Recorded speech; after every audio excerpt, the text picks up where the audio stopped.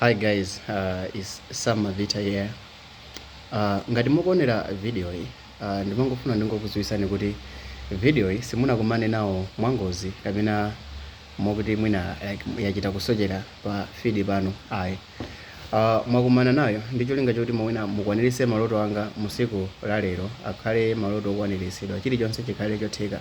Guys, ndangosala ndi anthu ochepa kwambiri kuti tifike pa 50,000 subscribers.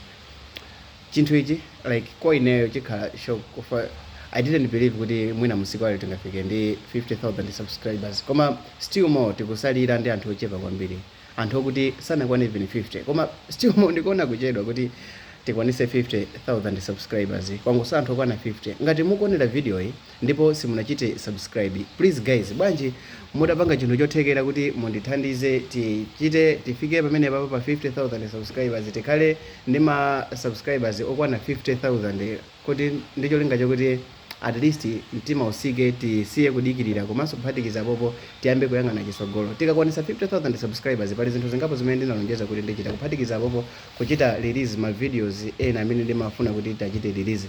So guys, without a lot being said, guys, can you please subscribe? Please